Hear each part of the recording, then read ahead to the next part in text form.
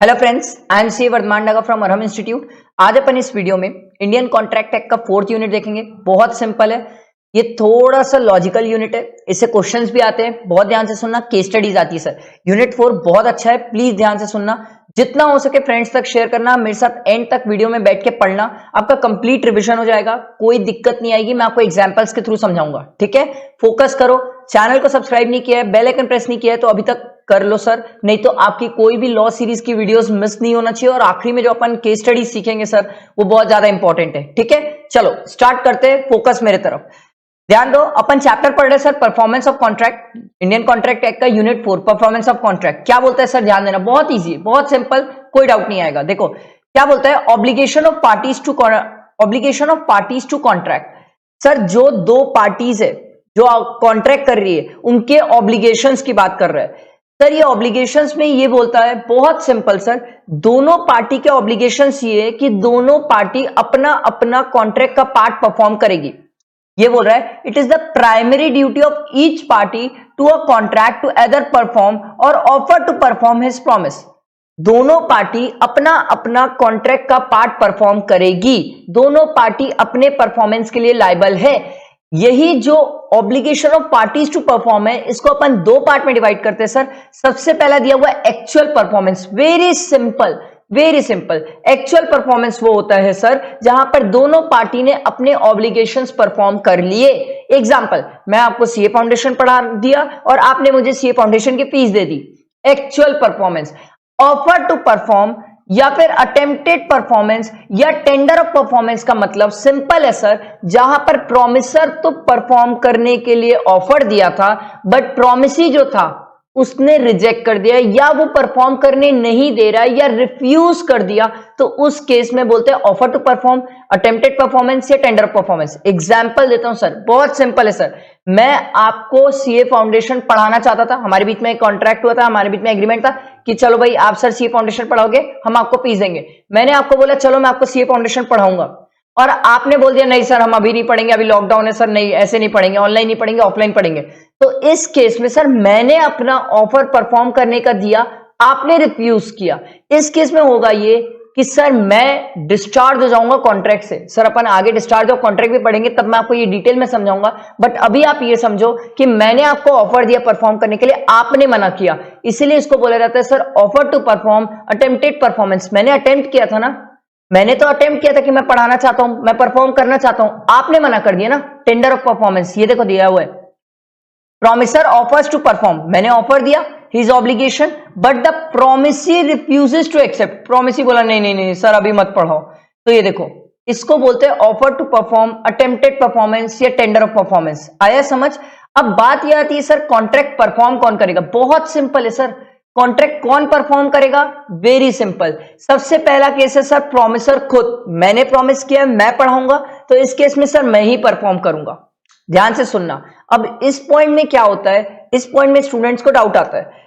Normally promiser खुद perform करता है सर, पर सर प्लीज ध्यान देना, अगर मान लो ऐसी कोई एक्टिविटी है जहां पर उसके स्किल, नॉलेज या टैलेंट की बात आती है, तो उस केस में सिर्फ प्रॉमिसर ही परफॉर्म कर सकता है। सर आप क्या बोलना चाह रहे हो, वेरी सिंपल, मैं आपको एक सिंपल एग्जांपल देता हूं। मान लो हनी सिंह ने बोला कि मैं रायपुर में आके अपना कंसर्ट करूंगा, लॉकडाउन के बाद मैं अपना कंसर्ट करूंगा।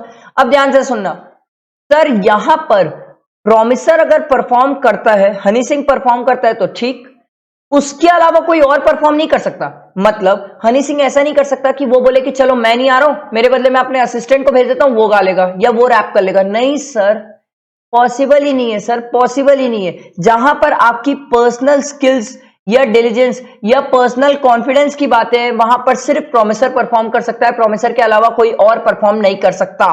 आया समझ।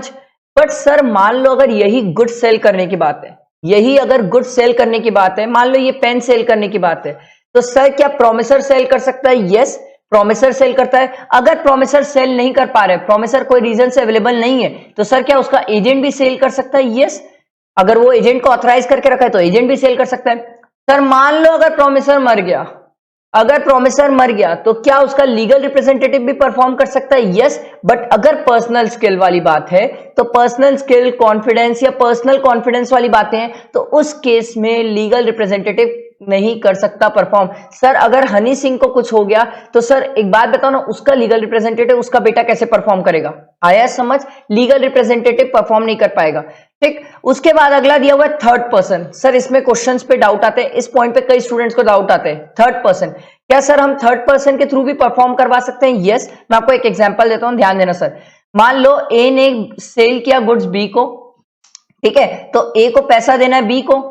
अब बी ने बोला यार मेरे को पैसा देना है सी को, ठीक है, ए को पैसा देना है 10,000 बी को, ठीक है, ये ए को, सर ए ने सेल किया, सॉरी ए ने सेल किया बी को गुड्स, बी को पैसा देना है 10,000, ठीक है, सॉरी ये एग्जांपल अपन थोड़ा चेंज कर लेते हैं, मैं थोड़ा चेंज कर देता हूं, सॉरी। ए ने सेल किया बी को, ठीक है, तो बी को पैसा देना है ए को। अब ए बोला मेरे को पैसा देना है सी को, ठीक है, ए को पैसे देना है सी को, तो ए ने बी को क्या बोला, भाई तू मुझे पैसे मत दे, मेरे बदले किसको दे दे? सी को दे दे। यहां पर थर्ड पार्टी भी परफॉर्म करवा सकती है कॉन्ट्रैक्ट सर, यहां पर सी परफॉर्म करवा सकता है कॉन्ट्रैक्ट ए के बिहाफ में। क्यों सर? पहले तो पैसा ए को लेना था बी से, ए ने बी को बोला भाई मुझे मत दे, मेरे बदले किसको दे दे? सी को दे दे। तो इस केस में सर थर्ड पार्टी इन्वॉल्व हो गई है और थर्ड पार्टी सी चाहे तो वो बी से परफॉर्म करवा सकती है। सिंपल थर्ड पर्सन वाला पॉइंट। अगला दिया हुआ है सर जॉइंट प्रोमिसर, बहुत सिंपल है सर, बहुत सिंपल। मान लो कोई एक स्टूडेंट था एक्स, उसको सीए फाउंडेशन पढ़ाने की बात हुई अरम इंस्टीट्यूट में, ठीक है, तो अरम इंस्टीट्यूट में मान लो 4 सब्जेक्ट है फाउंडेशन पढ़ाने के लिए, तो 4 सर है, ठीक है, तो 4 सर है, तो मान लो फर्स्ट, सेकंड, थर्ड और फोर्थ सर। सर ये चारों सर मिलके जो प्रॉमिस करेंगे कि हाँ हम एक्स को सीए फाउंडेशन पढ़ाएंगे, that is called as joint promisor. Joint promisor मतलब ये होता है सर जहां पर 2 या 2 से ज्यादा लोग मिलके प्रॉमिस करते हैं, that is known as joint promisor. बहुत सिंपल, ठीक। उसके बाद अगला देखो sir, distinguish between succession and assignment. Sir ध्यान से सुनना, इसमें बहुत कंफ्यूज है स्टूडेंट, पता नहीं क्यों, बट बहुत सिंपल है सर। सक्सेशन वर्ड का मतलब होता है जहां पर कोई पर्सन सक्सीड कर जाता है। सक्सीड कब होता है सर? जब मान लो कोई भी, किसी के भी पापा एक्सपायर होते हैं और उसका बेटा सक्सीड कर जाता है उनकी प्रॉपर्टीज पे, उनके बिजनेस पे, उसको बोलते हैं सक्सेशन। इनहेरिटेंस, विरासत, ठीक है, उसको बोलते हैं सक्सेशन। मैं आपको एक एग्जांपल देता हूं। मान लो ध्यान से सुनना सर, प्लीज ध्यान से सुनना, बड़ा इंटरेस्टिंग है। मान लो एक्स, ठीक है, एक्स सन है, ठीक है, उसके पापा वाई थे, फादर थे। मान लो उसके फादर को 100 ईयर्स हो गए, 100 साल हो गए। अब एक्स को उसके पापा की पूरी प्रॉपर्टीज इनहेरिटेंस में मिलेगी, सक्सेशन होगा, ठीक है, तो यहां पर एक्स सक्सीड कर जाएगा अपने फादर को। तो खास बात यह है सर, सक्सेशन में यह याद रखना कि एक्स जितने भी अपने पापा की लाइबिलिटीज है, पूरी लाइबिलिटीज के लिए वो लाइबल रहेगा। एक्स जब अपने पापा की एसेट्स और लाइबिलिटीज को सक्सीड करेगा तो सर एक्स अपने पापा की पूरी लाइबिलिटीज के लिए लाइबल रहेगा, प्रोवाइडेड कितने अमाउंट तक लाइबल रहेगा? जितने की उसे पापा से एसेट मिलेगी। मान लो पापा से एसेट 10 रुपए की मिली तो लाइबिलिटी भी 10 रुपए की, पापा से एसेट 100 रुपए की मिली तो लाइबिलिटी भी 100 रुपए की। आया समझ? This is called succession. आपके मन में क्वेश्चन आएगा सर क्या एसेट से ज्यादा वो लाइबिलिटी बियर करेगा एक्स? नहीं सर, वो अपने पापा की लाइबिलिटी उतनी ही बियर करेगा जितनी कि वो एसेट सक्सीड करेगा। आया समझ? ये होता है सक्सेशन। सर असाइनमेंट क्या होता है? असाइनमेंट मतलब सर सिंपल है, अपन किसी को कोई चीज असाइन कर देते हैं। यहां पर हम क्या करते हैं, किसी को कोई चीज असाइन कर, मैं आपको एक एग्जांपल देता हूं सर, बहुत सिंपल है। मान लो वर्धमान सर ने कोई गुड्स सेल किया, किसको? एक्स को। अब मेरे को एक्स से पैसे लेना है, ठीक है, अब मैं क्या किया, मैंने पैसे लेने की राइट्स को वाई को असाइन कर दिया। वाई को बोला भाई पहले एक्स से पैसा मैं लेने वाला था, मेरे बदले अब कौन ले ले? वाई ले ले। इसको बोलते हैं असाइनमेंट। असाइन हमेशा अपन राइट्स करते, एसेट्स करते, किसी को राइट प्रोवाइड करते कि भाई ये काम करने का अधिकार मेरा था, मेरे बदले अब इसको तू कर ले। इसको बोलते हैं assignment. Very simple sir, assignment. Sir assignment में सब पार्टी जिंदा है। सक्सेशन में तभी सक्सीड होती है जब सर पहले एक पार्टी मर चुकी है और उसके बाद उसके नीचे सक्सीड हुआ जाता है सर, सक्सेशन है सर, ठीक है। बहुत सिंपल है सर, इसको ध्यान रखना, इसमें स्टूडेंट पता नहीं क्यों कंफ्यूज होते हैं। ठीक, क्या सक्सेशन में लाइबिलिटी भी आती है सर? Yes sir. क्या असाइनमेंट के केस में लाइबिलिटीज आती है? नहीं सर, असाइनमेंट के केस में लाइबिलिटीज नहीं आती। Very very important differentiation. Succession के केस में लाइबिलिटीज पास ऑन होती है, असाइनमेंट के केस में लाइबिलिटीज पास ऑन नहीं होती है। इस पे कंफ्यूज नहीं होना, स्टूडेंट बहुत कंफ्यूज होते हैं। अगला देखो sir, effect of refusal to accept offer of performance. Effect of refusal मतलब सामने वाला रिफ्यूज कर रहा है। आपको मैं एकदम सिंपल बताता हूं सर, मान लो प्रोमिसर परफॉर्म करना चाहता है, मैं आपको सीए फाउंडेशन परफॉर्म करना चाहता हूं, पढ़ाना चाहता हूं, और आप रिफ्यूज कर रहे हो, नहीं सर अभी मत पढ़ाओ बाद में देखेंगे, तो इस केस में promisor is not responsible for non performance, not does he thereby loses his rights under the contract. इसके बाद मैं परफॉर्म करने के लिए लायबल नहीं हूं, मैं अपने ऑब्लिगेशन से डिस्चार्ज हो गया, पर याद रखना मैं आपसे कंपनसेशन ले सकता हूं, मतलब मेरी राइट अभी भी कॉन्ट्रैक्ट में है। मैं आपसे चाहूं तो आपको जो पढ़ाने के पीछे मैं टाइम देने वाला था, आपने अचानक से मना किया, इसके कारण अगर मुझे कुछ लॉस हो रहा है तो मैं आपसे वो क्लेम कर सकता हूं। सिंपल दिया हुआ है, effect of refusal to accept the offer of performance. मैं ऑफर दिया था, परफॉर्म करना चाहता था, आपने मना किया, तो उस केस में सिंपल याद रखना मैं अपने ऑब्लिगेशन से डिस्चार्ज हो गया, मैं लायबल नहीं हो सकता। वही लिखा हुआ है सर, वही लिखा हुआ है, देखो promisor is not responsible for non performance. मैंने तो ऑफर दिया था परफॉर्म करने के लिए, आपने मना किया ना, मैं अब लायबल नहीं होऊंगा। देखो एवरी सच ऑफर, जो भी आप ऑफर देते हो उसमें कुछ कंडीशंस फुलफिल होनी चाहिए। पहली कंडीशन क्या दिया हुआ है, इट मस्ट बी अनकंडीशनल। आप जब परफॉर्म करना चाहते हो, परफॉर्म करते टाइम कोई कंडीशन नहीं लगा सकते। आप बोलोगे सर हम तो एक चीज सीख के आए थे, ऑफर में भी कंडीशनल। सर ऑफर और एक्सेप्टेंस जब कॉन्ट्रैक्ट बन रहा है तब आप कंडीशन लगा लो, बट जब आप परफॉर्म करने जा रहे हो तब कोई कंडीशन नहीं लगा सकते, इट मस्ट बी अनकंडीशनल। अगला देखो sir, it must be at a proper time and place and under such circumstances as may be prescribed. Promisor must have ability and willingness to perform. Sir अगर promisor काबिल है, able है, ability है उसकी perform करने की, plus उसकी इच्छा भी है परफॉर्म करने की at proper time and place, और वो परफॉर्म करना भी चाहता है, और फिर प्रोमिसी मना करता है, तो फिर प्रोमिसर अपने ऑब्लिगेशन से डिस्चार्ज हो जाएगा, फिर वो रिस्पॉन्सिबल नहीं होगा। पर अगर मान लो प्रोमिसर एबल नहीं है और विलिंग भी नहीं है परफॉर्म करने के लिए, तो उस केस में फिर प्रोमिसी अगर रिजेक्ट करता है तो चलेगा सर। उस केस में प्रोमिसर सर नॉन परफॉर्मेंस के लिए अपने ऑब्लिगेशन से डिस्चार्ज नहीं होगा। आया समझ? उसके बाद अगला देखो, if the offer to deliver anything to the promisee, अपन ने ऑफर दिया था कि मैं कुछ डिलीवर करने वाला हूं, then the promisee must have a reasonable opportunity of seeing that. Sir but obviously बात है, अगर आप कोई गुड्स प्रोमिसी के पास डिलीवर करना चाहते हो तो सर प्रोमिसी के पास राइट्स तो होना चाहिए एक बार वो गुड्स देखने का। सर हो सकता है आपने बोला कि भाई मैं तेरे पास मान लो मैंगो भेज रहा हूं, और मैंगो के बदले पता चला उसमें बम निकला, तो सर प्रोमिसी के पास भी एक बार रीजनेबल फैसिलिटी होना चाहिए कि वो उस गुड्स को देख सके, आपके परफॉर्मेंस को चेक कर सके। सर नहीं चेक करेगा तो आप तो कुछ भी परफॉर्म कर दोगे और बाद में फिर बोलोगे मैं तो परफॉर्म किया था, तू उस टाइम क्यों नहीं बोला। आया समझ? इसलिए प्रोमिसी के पास एक रीजनेबल फैसिलिटी होना चाहिए जहां पर वो चेक कर सके कि आपने क्या परफॉर्म किया। एकदम सिंपल, ठीक।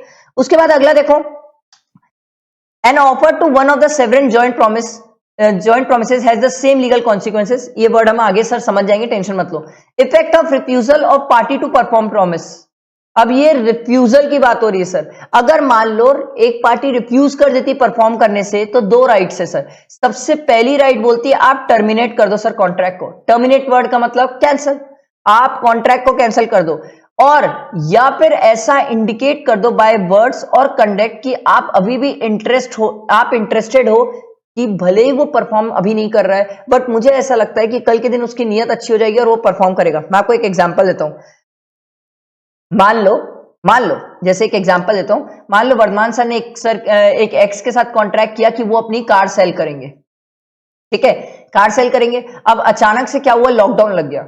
लॉकडाउन लगने के कारण यहां पर क्या हुआ, मेरे को परफॉर्म करना चाहिए था, मैं परफॉर्म करना भी चाहता था, बट इस बार अब मैं रिफ्यूज कर रहा हूं परफॉर्म करने के लिए, क्योंकि लॉकडाउन है, मैं रिस्क नहीं लेना चाहता कि मैं जाऊं और उससे मिलूं, कहीं उसको कोविड वगैरह हुआ तो इसीलिए ये बोल रहा है सर, सिंपल है, आपने अगर रिफ्यूज किया परफॉर्म करने का, ठीक है, और मान लो एक्स को लगता है यार अभी जो वर्धमान सर मना करने की कार नहीं बेचूंगा, जेन्युइन रीजन है, थोड़ा रुक जाता हूं, ठीक है, मेरे को ऐसा लग रहा है कि वर्धमान सर बाद में अपनी कार मुझे सेल कर देंगे, तो इस केस में अगर आपको मेरे वर्ड्स या इंडिकेट करने से लग रहा है, देखो यही लिखा हुआ है, टू इंडिकेट बाय वर्ड्स और by conduct that is interested in continuance. X ने बोला सर कोई दिक्कत नहीं है, मैं रुक जाता हूं सर कोविड की सिचुएशन तक, लॉकडाउन खुलने तक, मुझे लगता है कि आप फ्यूचर में जैसे ही कोविड की सिचुएशन ठीक होगी और लॉकडाउन वगैरह खुलेगा, आप मुझे अपनी कार सेल कर दोगे। इस केस में अगर वो रुकता है, ध्यान से सुनना सर, वेरी वेरी इंपॉर्टेंट, इस केस में अगर वो रुक जाता है तो बाद में एक्स ये बोल के कैंसिल नहीं कर सकता कॉन्ट्रैक्ट कि वर्धमान सर मेरे को कोरोना के टाइम पे कार नहीं दिए थे। भाई अगर तेरे को कैंसिल करना था तो उसी टाइम कैंसिल कर देता, तू रुका, तेरे को लगा कि नहीं वर्धमान सर मुझे बाद में गुड्स दे देंगे, अब तू रुका है तो मेरी बात सुन, इस केस में तू कॉन्ट्रैक्ट तो कैंसिल नहीं कर सकता ये बोल के कि वर्धमान सर कार नहीं दिए। इस केस में तू डैमेजेस ले सकता है, इस केस में तू डैमेजेस ले सकता है वर्धमान सर से, सिर्फ डैमेजेस ले सकता है। आपको मैं यही दिखाना चाहता हूं sir, very important, very very important. देखो sir, in case the promisee decided to continue, वो सामने वाला एक्स बंदा डिसाइड किया कि नहीं भाई कंटिन्यू करते हैं, हमें लगता है वर्धमान सर कार दे देंगे, he would not be entitled to put an end to a contract on this ground subsequently। बाद में ये बोल के मना नहीं कर सकता या कॉन्ट्रैक्ट को कैंसिल नहीं कर सकता कि वर्धमान सर कोरोना काल में, कोरोना के टाइम पे हमें कार नहीं दिए थे। In either case the promisee would be able to claim damages, वो मेरे से डैमेजेस ले लेगा, सर आप मेरे को कोरोना के टाइम पे कार नहीं दिए, आप मेरे को कोरोना के टाइम पे कार देते तो मैं इससे और बेनिफिट कमा लेता, बेनिफिट हो जाता मुझे, तो वो कुछ डैमेजेस मेरे से क्लेम कर सकता है। आया समझ? सिंपल। उसके बाद देखो सर, लाइबिलिटी, सर प्लीज देखना, liability of joint promisor and promisee. अब किसकी क्या लाइबिलिटी है, प्लीज ध्यान से सुनो और सीखो सर, बहुत इंपॉर्टेंट है। Any one of the joint promisor may be compelled to perform. बहुत सिंपल सर, अभी मैंने आपको एक एग्जाम्पल दिया था अरम इंस्टीट्यूट वाला, ये देखो ये एग्जाम्पल था सर, मैंने बोला चार सर मिलके एक्स को बोल रहे भाई हम तेरे को पढ़ाएंगे। अब होता ये, मान लो एक सर छोड़ दिए, बचे 3 सर, तो सर क्या एक्स किसी भी 3 सर में से किसी को भी कंपेल कर सकता है कि जो सर छोड़ दिए उसके बदले आप लोग मेरे को पढ़ाओ? यस, कंपेल कर सकता है, यही तो मैं बोलना चाह रहा हूं सर, मैं आपको दिखाता हूं पॉइंट, यही तो मैं बोल रहा हूं आपको। Any one of the joint promisor may be compel to perform, joint promisor में से किसी को भी आप कंपेल कर सकते हो सर, किसी को भी वो एक्स कंपेल कर सकता है सर कि आपके लॉ वाले सर छोड़ के चले गए, मेरे को नहीं पता, चाहे कोई भी सर हो मुझे पढ़ाओ सर, कंपेल कर सकता है। ईच प्रोमिसर में कंपेल कॉन्ट्रीब्यूशन, सर ये भी मैं आपको समझाता हूं, एकदम सिंपल सर, एग्जांपल एकदम सिंपल है। देखो एक्स और वाई है, ये दोनों ने मिलकर गुड्स सेल किया जेड को, ठीक है, या फिर मान लो हाँ ठीक है, गुड्स सेल किया जेड को, अब जेड से पैसा लेना है, तो सर चाहे तो एक्स भी जेड से रिकवर करवा सकता है, चाहे तो वाई भी जेड से रिकवर करवा सकता है, चाहे तो दोनों मिलके भी कवर करवा सकते हैं। अब बात ये होती है, मान लो एक्स ने पूरा पैसा जेड से ले लिया, तो इस केस में वाई फिर अपना एक्स से शेयर लेगा सर। मान लो जेड से एक्स और वाई को 100 रुपए लेना था, पूरा एक्स 100 रुपए ले लिया, तो इस केस में वाई बोलेगा भैया 50 मेरा था 50 तेरा था। अब वो दोनों के बीच के टर्म्स कैसे, वो उस पर डिपेंड करेगा सर, वही लिखा हुआ है, ईच प्रोमिसर में कंपेल कॉन्ट्रीब्यूशन, सामने वाले से अपना कॉन्ट्रीब्यूशन कंपेल करवा सकता है।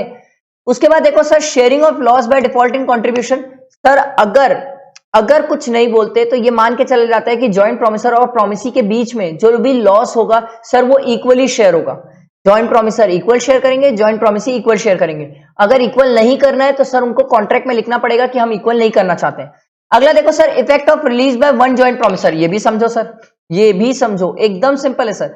एक्स और वाई है, ये दोनों ने बोला था कि हम जेड को 100 गुड्स देंगे, ठीक है, अब मान लो एक्स ने 50 गुड्स दे दिया, ठीक है, दोनों का ऑब्लिगेशन 50-50, एक्स ने 50 गुड्स दे दिया, तो इस केस में एक्स बोल सकता है कि वाई जेड को कि भैया मैं अपने ऑब्लिगेशन से बाहर हो रहा हूं क्योंकि मैं तेरे को जितना गुड्स देना था दे दिया, अब जो तेरा बैलेंस गुड्स है तू किससे रिकवर करेगा? वाई से करेगा। कितने गुड्स करेगा? 50 गुड्स। ये यही बोलना चाह रहा है सर आपको।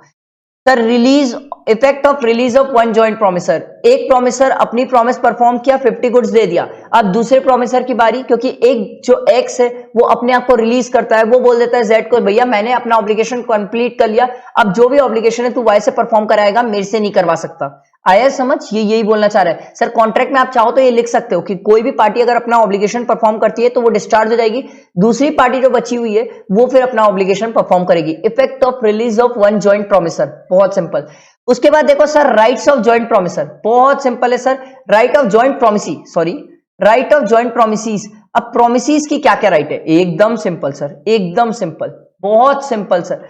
सर ये जो जेड है ना, ये जेड सर अगर मान लो एक्स ने ऐसा कॉन्ट्रैक्ट में नहीं लिखा है कि मैं क्या बोलते हैं गुड्स अपने पोर्शन का दूंगा तो डिस्चार्ज हो जाऊंगा, ये नहीं लिखा है, तो सर जेड चाहे ना तो सर दोनों से मिला के 100 गुड ले सकता है, एक्स से भी पूरा 100 ले सकता है, वाई से भी पूरा 100 ले सकता है। प्रोमिसी चाहे तो दोनों पार्टी से पूरा ऑब्लिगेशन परफॉर्म करवा सकता है, या एक से इंडिविजुअल भी करा सकता है, या दूसरे से पूरा इंडिविजुअल भी करा सकता है। अगर कॉन्ट्रैक्ट में कुछ मेंशन नहीं है तो प्रोमिसी किसी भी जॉइंट प्रोमिसर से पूरा ऑब्लिगेशन परफॉर्म करवा सकता है।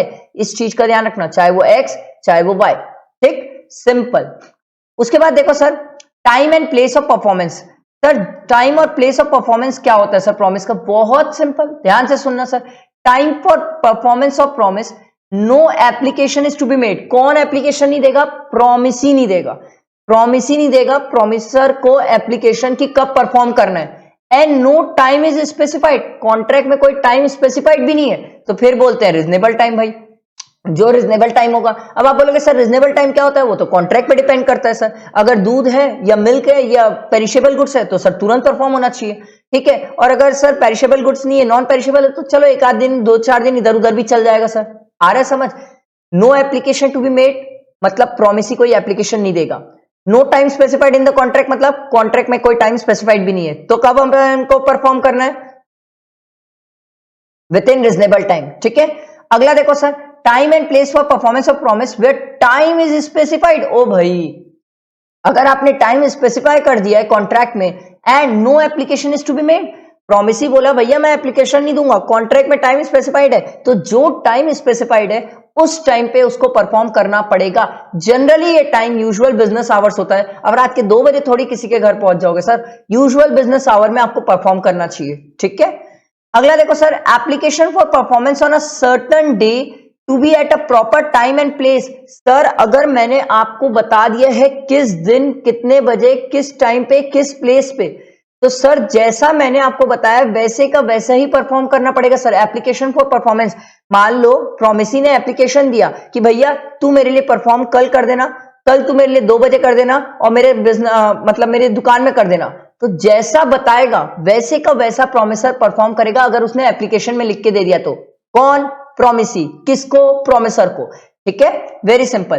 Proper place and with in the usual hours of business. Usual hours 10 से सर 6 बजे तक रहता है। अगला देखो sir, place for the performance of promise where no application is to be made and no place fixed. ना ही application देने की जरूरत है ना ही प्लेस फिक्स्ड है। किस चीज की? Place for performance. तो sir reasonable place, generally reasonable place आपका बिजनेस प्लेस होता है, नहीं तो गोडाउन हो सकता है, घर नहीं होता सर कभी किसी का रीजनेबल प्लेस, ठीक है। अगला देखो सर, परफॉर्मेंस इन मैनर और एट द टाइम प्रिस्क्राइब्ड और सैंक्शन बाय द प्रोमिसी। अगर प्रोमिसी ने पहले ही बता दिया किस टाइम परफॉर्म करना है या कहां परफॉर्म करना है, तो बट ऑब्वियस सी बात है सर, जो टाइम बोला है उसी टाइम परफॉर्म करोगे। ऐसा थोड़ी कि वो आपको बोला है 2 बजे तो आप 4 बजे परफॉर्म करो, जिस टाइम बोलेगा आप उसी टाइम परफॉर्म करोगे। आया समझ? उसके बाद अगला टॉपिक देखो sir, performance of reciprocal promise. Sir reciprocal word का मतलब क्या होता है? साइमल्टेनियस। रेसिप्रोकल वर्ड का मतलब साइमल्टेनियस। मैं एग्जांपल देता हूं सर, मैंने आपको सीए फाउंडेशन पढ़ाने की बात करी, ठीक है, और आप मुझे फीस देने की बात, मैं सीए फाउंडेशन पढ़ाया, आपने मुझे फीस दी। साइमल्टेनियस, रेसिप्रोकल, दोनों काम अपना एक साथ कर रहे सर। और एक अच्छा एग्जांपल देता हूं, मान लो मैंने ये पेन आपको सेल करने की बात करी और आपने मेरे को इसके पैसे की, तो मैंने आपको पेन दिया, आपने मुझे पैसा दिया, इसको बोलते हैं रेसिप्रोकल प्रॉमिस। जहां पर दोनों पार्टी अपने परफॉर्मेंस साइमल्टेनियसली करती है उसको बोला जाता है रेसिप्रोकल परफॉर्मेंस, ठीक है, रेसिप्रोकल प्रॉमिस। तो इसमें क्या दिया हुआ है देखो, promisor not bound to perform, पहला पॉइंट क्या दिया हुआ है? Promisor not bound to perform unless reciprocal promisee में ready and willing to perform. बहुत सिंपल एग्जांपल है सर, बहुत सिंपल। मान लो ये पेन सेल करने बैठा हूं मैं ये पेन सेल करना चाहता था। अब मान लो आप मेरे पास ये पेन खरीदने आए हो, सर ये पेन सेल मैं आपको तब तक नहीं करूंगा जब तक आपकी इच्छा नहीं है मुझे पैसे देने की। सर यही तो बोल रहा है, unless reciprocal promise ready and willing to perform. जब तक आप मुझे पैसा नहीं देना चाहते, आप अपने ऑब्लिगेशन डिस्चार्ज नहीं करना चाहते, मैं क्यों पेन दूं? मैं पेन दिया तो भग गया, तो और पैसा ही नहीं दिया तो उधारी थोड़ी के। सर मैं पेन तभी दूंगा जब आप भी परफॉर्म करने के लिए तैयार हो। आप बोले हाँ सर मेरे पास पैसे है, मैं आपको ये पैसे दे दूंगा, आप मुझे ये पेन दे दो, तभी मैं परफॉर्म करने के लिए लायबल हूं। प्रोमिसर तब तक परफॉर्म करने के लिए लायबल नहीं है जब तक प्रोमिसी भी परफॉर्म नहीं करना चाहे अपना ऑब्लिगेशन। मतलब इन केस अगर प्रोमिसी बोलता है कि मैं अभी परफॉर्म नहीं करना चाहता, तो प्रोमिसर बोलेगा वेरी गुड, मैं तो परफॉर्म करना चाहता था, हम ऊपर पढ़ के आए, मैं परफॉर्म करना चाहता था, तूने मुझे रोक दिया, इस केस में मैं अपने ऑब्लिगेशन से डिस्चार्ज, अब मेरी कोई लायबिलिटी नहीं आ सकती। आया समझ? Very simple. उसके बाद अगला देखो सर क्या दिया हुआ है, ऑर्डर ऑफ परफॉर्मेंस। अब क्वेश्चन ये आता है सर पहले परफॉर्म कौन करेगा?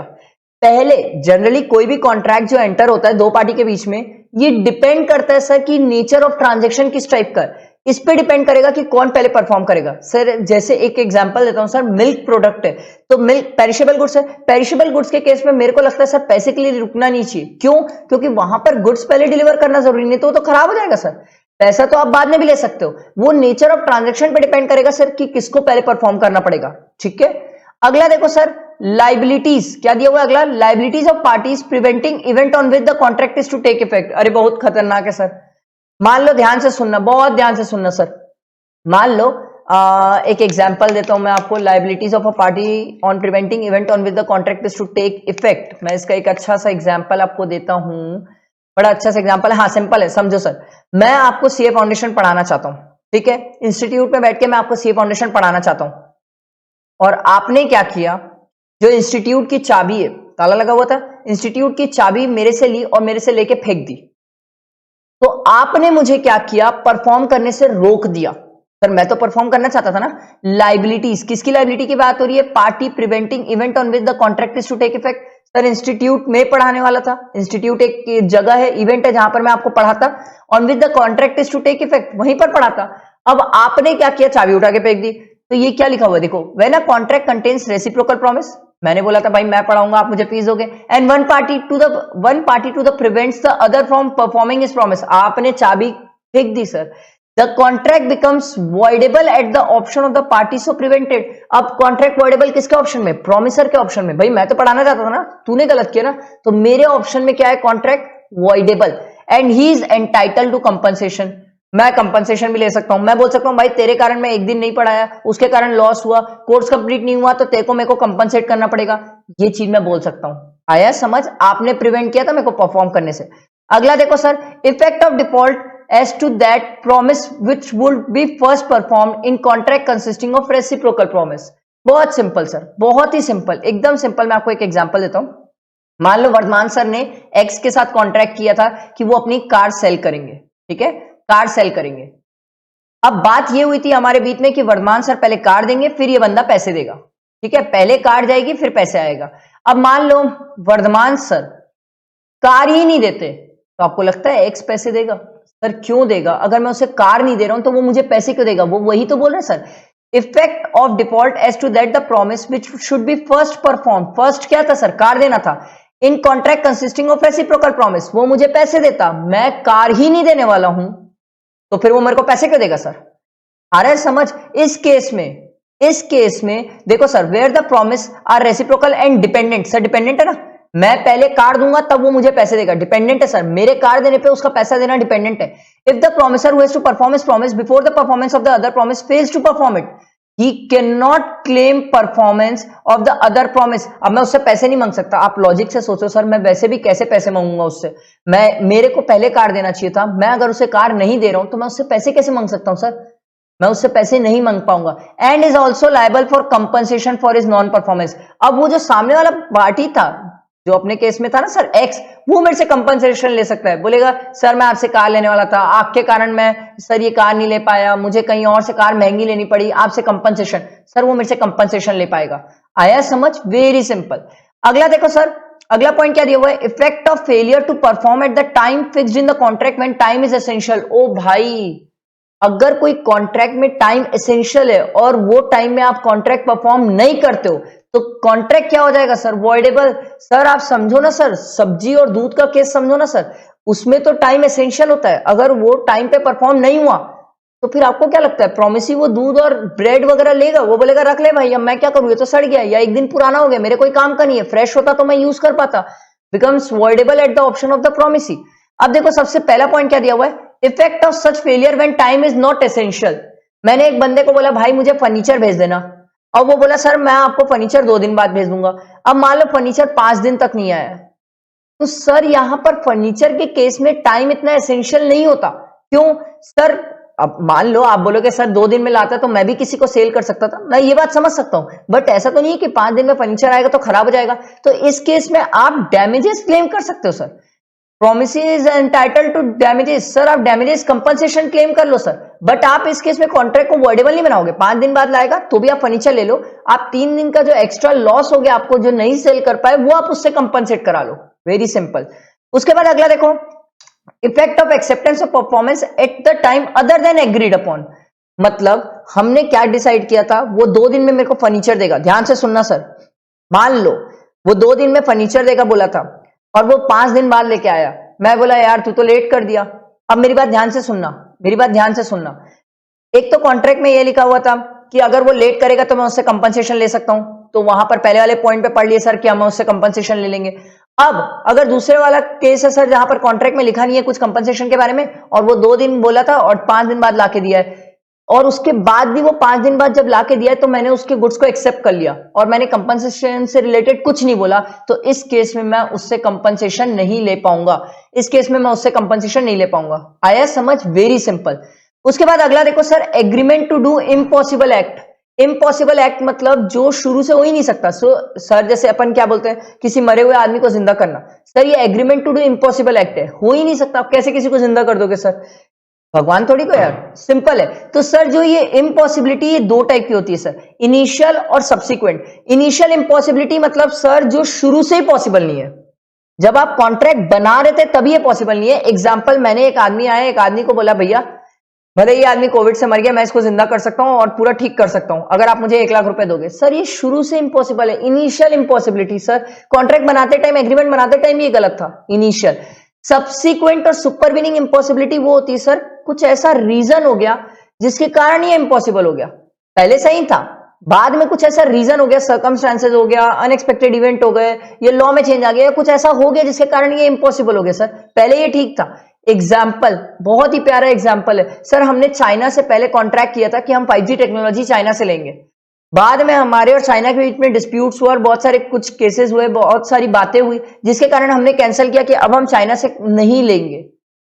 सुपरवीनिंग और सब्सिक्वेंट इंपॉसिबिलिटी सर, अचानक से गवर्नमेंट ने बैन किया चाइना से टेक्नोलॉजीज वगैरह, तो उसके कारण क्या हुआ, अब हम 5G टेक्नोलॉजी चाइना से नहीं ले पा रहे। इसमें हमारी गलती थोड़ी कि सब्सिक्वेंट इंपॉसिबिलिटी, गवर्नमेंट ने कुछ ऐसा किया जो हमारे हाथ में नहीं था, तो उसके कारण देखो ये दिया हुआ है, अकरेंस ऑफ अनएक्सपेक्टेड इवेंट और changes of circumstances beyond the contemplation of party.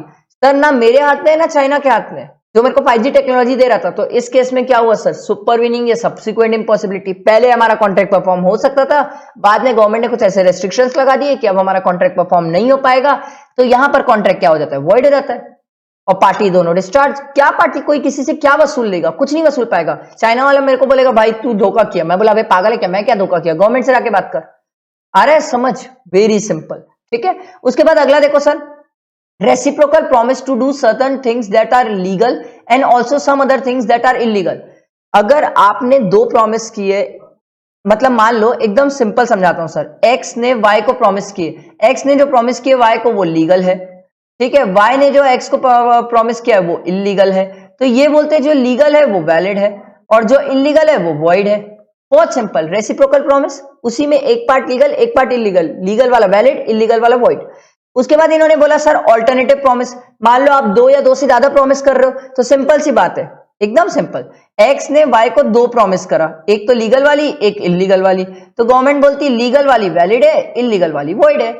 बहुत सिंपल सर, ये एकदम सिंपल। अगर 2 प्रॉमिस है, एक लीगल है तो वैलिड है, दूसरी इलीगल है तो वॉइड है, वो तो आप एनफोर्स करा ही नहीं पाओगे। एकदम क्लियर, एकदम सिंपल। उसके बाद अगला देखो सर, एप्रोप्रिएशन ऑफ पेमेंट। ये होता क्या है, स्टूडेंट पता नहीं इस पे क्यों कंफ्यूज्ड है। बहुत सिंपल है, बहुत सिंपल। मैं आपको एक एग्जांपल से समझाता हूं सर, प्लीज ध्यान देना।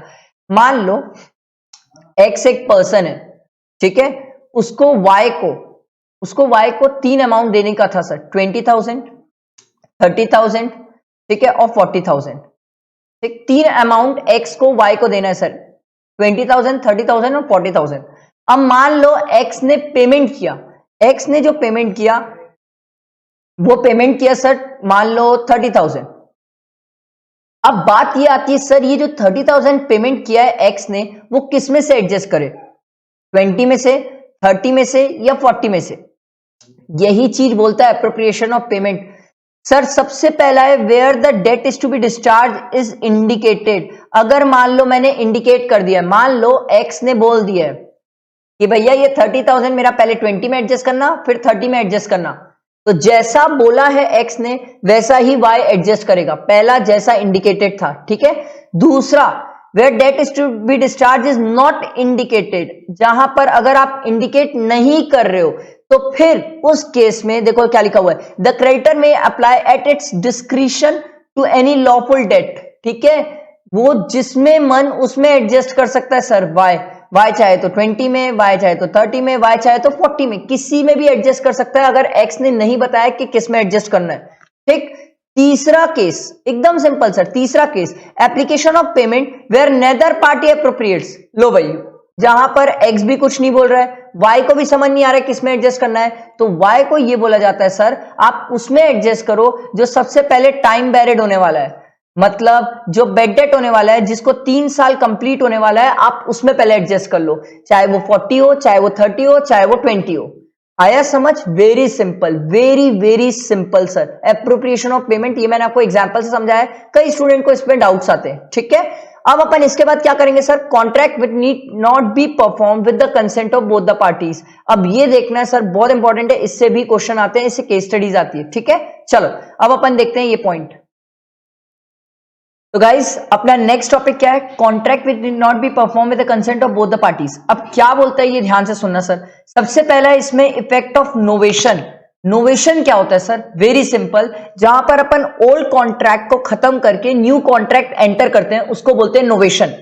कभी कोई आपसे पूछे नोवेशन क्या होता है, तो बोलना सर जहां पर हम ओल्ड कॉन्ट्रैक्ट को खत्म करते हैं, ठीक है, वहां पर उस ओल्ड कॉन्ट्रैक्ट के बदले नया कॉन्ट्रैक्ट बनाते हैं, that is known as novation. Example, मान लो अगर कोई पार्टनरशिप थी, आपने पुरानी पार्टनरशिप को डिसॉल्व किया और फिर नई पार्टनरशिप बनाई नए पार्टनर्स के साथ, तो उसको बोला जाता है नोवेशन। सर रिसेशन क्या होता है, रिसाइशन वर्ड का मतलब सर सिंपल है, जहां पर आप ओल्ड कॉन्ट्रैक्ट को कैंसिल कर देते हो। जैसे मान लो मैंने सीए फाउंडेशन पढ़ाने की कुछ स्टूडेंट से बात की, वो बोले ठीक है सर हम सीए फाउंडेशन पढ़ेंगे। अब मान लो लॉकडाउन हो गया या कुछ रीजन हो गया तो वो अब नहीं पढ़ पा रहे, तो उसके कारण क्या हुआ, उन्होंने जो मेरे साथ ओल्ड कॉन्ट्रैक्ट किया था कि सर हम आपसे सीए फाउंडेशन पढ़ेंगे, वो उसको कैंसिल कर रहे हैं, रिसाइशन कैंसिल कर देना, ठीक है, जहां पर ओल्ड कॉन्ट्रैक्ट खत्म हो जाता है और कोई नया कॉन्ट्रैक्ट एग्जिस्टेंस में नहीं आता। तीसरा दिया हुआ है सर ऑल्ट्रेशन। सर ऑल्ट्रेशन क्या होता है, वेरी सिंपल सर, जहां पर हम ओल्ड कॉन्ट्रैक्ट में कुछ टर्म्स एंड कंडीशंस या कोई चीजें ऑल्टर करते हैं। सर नोवेशन और ऑल्ट्रेशन में अंतर ये, बहुत ध्यान से सुनना, नोवेशन में आप ओल्ड कॉन्ट्रैक्ट पूरा खत्म कर देते हो, नया कॉन्ट्रैक्ट पूरा बनाते हो। ऑल्ट्रेशन में ओल्ड कॉन्ट्रैक्ट खत्म नहीं होता, ठीक है, ओल्ड कॉन्ट्रैक्ट वैसी करे वैसी रहता है, बट उसमें कुछ चेंजेस होते हैं, कुछ ऑल्टर करते हैं, कुछ टर्म्स एंड कंडीशन चेंज करते हैं। नोवेशन में पूरी नई पार्टीज होती है, ठीक है, ऑल्ट्रेशन में पार्टीज चेंज नहीं होती, टर्म्स चेंज होते हैं, ठीक है, ये डिफरेंस है दोनों के बीच का, समझना। उसके बाद अगला देखो, promisee may waive or remit the performance of promise. ये क्या होता है सर, वेव और रेमिट, मैं आपको समझाता हूं सर। मान लो मैं आपको एक एग्जांपल देता हूं, ठीक है, ध्यान से सुनना सर, एकदम सिंपल है सर, ठीक है, एक्स है और वाई है, एक्स को वाई को 5 लाख रुपीस देने के थे, ठीक है, एक्स ने वाई को 2 लाख रुपीस दिए। अब वाई ने बोला छोड़ यार, बाकी 3 लाख रुपए मैं रेमिट कर रहा हूं और वेव कर रहा हूं। जहां पर वाई ने अगर एक्स को बोल दिया कि 3 लाख रुपए मैं तेरे लिए रेमिट कर रहा हूं या वेव कर रहा हूं, तो इस केस में एक्स डिस्चार्ज हो जाएगा, उसको बचा हुआ 3 लाख देने की जरूरत नहीं पड़ेगी, ये 2 लाख में ही कॉन्ट्रैक्ट खत्म हो जाएगा। वही बोल रहा है सर, अ कॉन्ट्रैक्ट में बी डिस्चार्ज बाय रेमिशन, यही बोलना चाह रहा है सर, अ कॉन्ट्रैक्ट में बी डिस्चार्ज बाय रेमिशन, ठीक है, रेमिट किया, बोला 3 लाख रुपए मत दे, चलेगा, तो इस केस में कॉन्ट्रैक्ट डिस्चार्ज हो गया। अगला देखो sir, restoration of benefit under a voidable contract. Very simple sir, restoration of benefit मतलब वॉइडेबल कॉन्ट्रैक्ट अपन पढ़ के आए सर, कोर्शन होता है, फ्रॉड होता है, मिसरिप्रेजेंटेशन, मिस्टेक, सर अपन पढ़ के आए। उन सब केसेस में अगर कोई सामने वाली पार्टी को कोई बेनिफिट पहुंचा है तो उस पार्टी को वो बेनिफिट रिटर्न करना चाहिए, वही बोल रहा है sir restoration of benefit. Sir ये पॉइंट नया नहीं है, ये पॉइंट हम पहले भी पढ़ चुके हैं, restoration of benefit under voidable contract.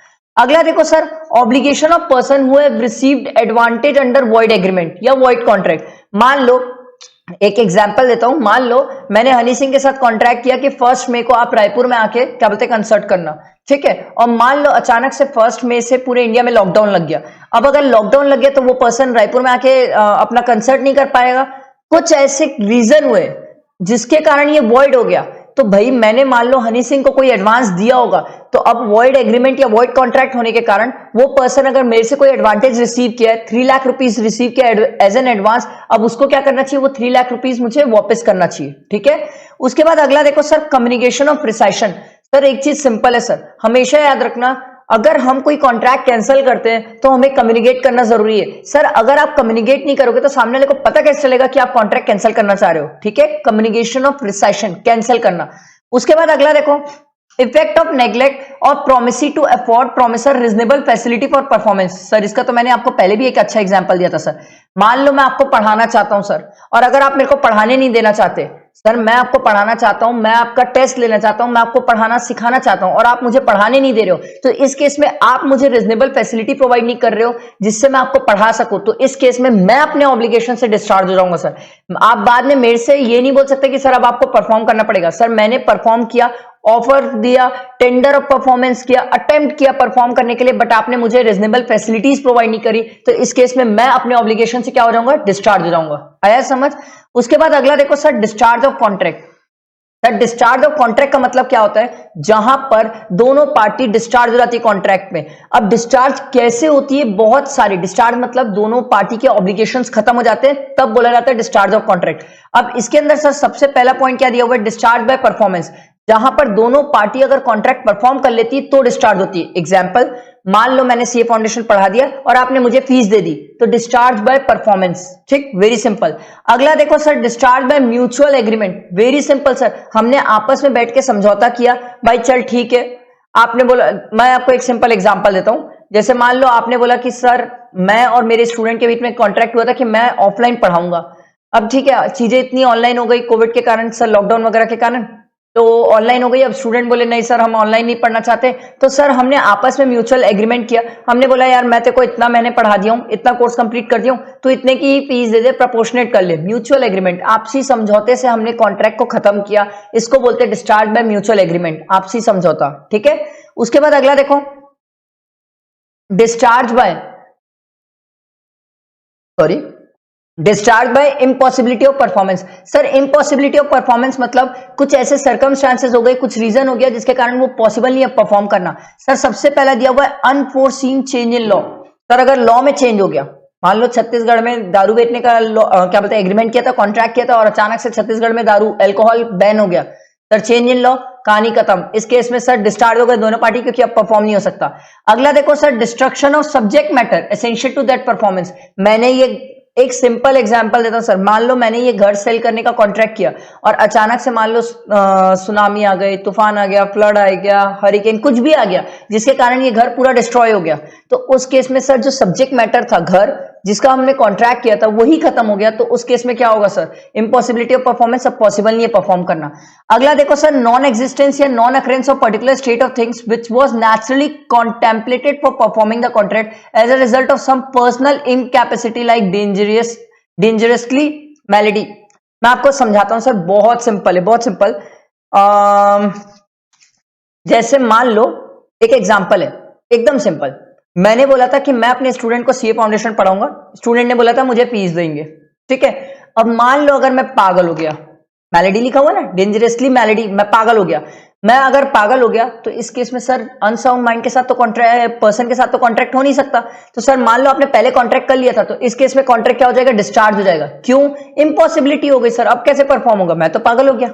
आया समझ। उसके बाद अगला है sir declaration of war. But obvious सी बात है सर, अगर इंडिया और पाकिस्तान के बीच में वॉर है और मान लो आपने कोई कॉन्ट्रैक्ट एंटर किया था, या इंडिया और चाइना के बीच में वॉर हो जाता है और मान लो आपने पहले कोई कॉन्ट्रैक्ट एंटर किया था, तो सर वो कॉन्ट्रैक्ट खत्म, खाई का कॉन्ट्रैक्ट, सर वॉर चल रहा है, आपका कॉन्ट्रैक्ट थोड़ी परफॉर्म होगा, तो डिक्लेरेशन ऑफ वॉर। उसके बाद सर अगला देखो sir, discharge by lapse of time.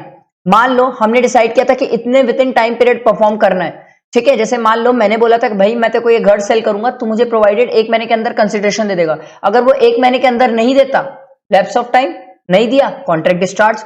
अगला देखो sir, discharge by operation of law. Sir ये मैंने आपको बताया सर, या तो डेथ भी हो सकती है sir, death of the promisor, मैं मर गया, या इंसॉल्वेंसी, सर मैं इंसॉल्वेंट हो गया, तो इन केस में सर मैं इनकैपेबल हो गया कॉन्ट्रैक्ट। डेथ के केस में तो मर ही गया, मरने के बाद कैसे सर, मेरे से थोड़ी परफॉर्म करा पाओगे अब आप, तो उस केस में डिस्चार्ज हो गए। या फिर इंसॉल्वेंसी। अब आपके मन में क्वेश्चन आ सकता था सर डेथ के केस में लीगल रिप्रेजेंटेटिव से भी तो करवा सकते हैं, अगर कॉन्ट्रैक्ट में मेंशन होगा तो ही तो करा पाओगे, नहीं मेंशन होगा तो लीगल रिप्रेजेंटेटिव से नहीं करा पाओगे। अगला इंसॉल्वेंसी। सर अगर मैं इंसॉल्वेंट हो गया तो बट ऑब्वियस सी बात है सर, कॉन्ट्रैक्ट वैसे ही डिस्चार्ज हो जाएगा, क्योंकि हम पर्सन डिस्क्वालिफाइड लॉ में पढ़ के आए सर, इंसॉल्वेंट पर्सन के साथ हम कॉन्ट्रैक्ट एंटर नहीं कर सकते। उसके बाद अगला देखो sir, discharge by breach of contract. Sir अगर कोई भी पार्टी, ये हम अगले नेक्स्ट चैप्टर में बहुत डीप में कवर करेंगे, जस्ट नॉर्मल बता रहा हूं, अगर कोई भी पार्टी कॉन्ट्रैक्ट तोड़ती है तो दूसरी पार्टी डिस्चार्ज हो जाती है। इस पॉइंट को हम नेक्स्ट चैप्टर में बहुत डीप में पढ़ेंगे, इसलिए यहां पर ज्यादा इलैबोरेट नहीं कर रहा हूं।